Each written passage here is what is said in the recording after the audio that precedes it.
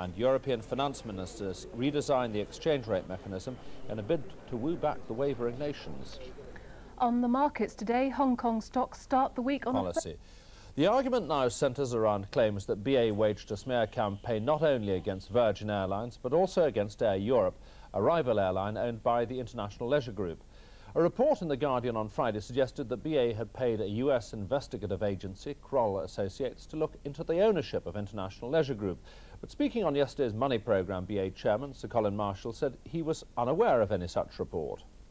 I have no recollection of any work that was done by Kroll Associates as has been claimed in this case. I mean, I also read the suggestion that this was associated with determining a level of foreign shareholding in a company. I frankly, if that happened to be the case, I don't see anything unduly wrong with establishing some information about shareholdings in companies. After all, we are required to tell the world at large quite frequently what is the foreign shareholding in British Airways.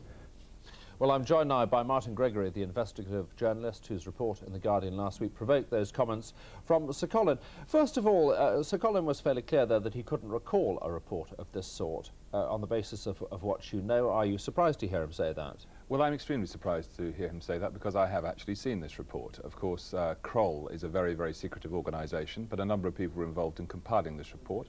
It was into the foreign control of Air Europe. It's dated the 18th of November 1987, and it basically goes into who owns Air Europe. And the conclusion of the report is that it is owned 54% of the controlling shares are owned by Thorn, New Thorn Limited of Hong Kong, effectively, technically making Air Europe a foreign-owned company. Now, it could be argued, and Sir Colin did in fact argue at the end of that short piece of interview, that this was a perfectly legitimate area of inquiry for BA, who actually owned this particular rival. What do you say to that?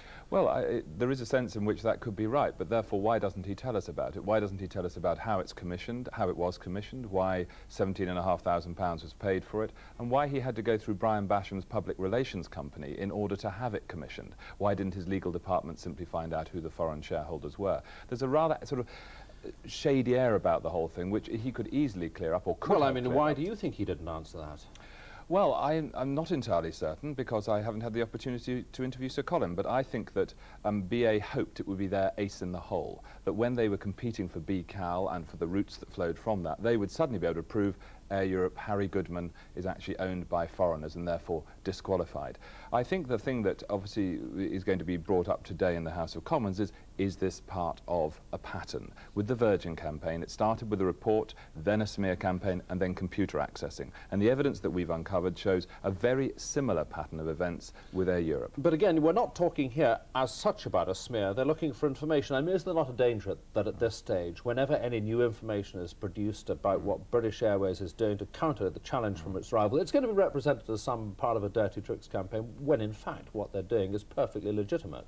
Well, if it is perfectly legitimate, I'm not entirely certain why they don't simply tell the public what I've just told you, because if I can find out about this report, Sir Colin must be able to find out about it. I suppose they might argue that, of course, the report was commissioned, but actually commissioned at a much lower level in the company, and the chairman wouldn't necessarily know about it, as indeed was argued in the case of the campaign which involved Virgin. Well, they would say that, wouldn't they? But what is the point in having chief executives who sign things if they don't know what they're signing?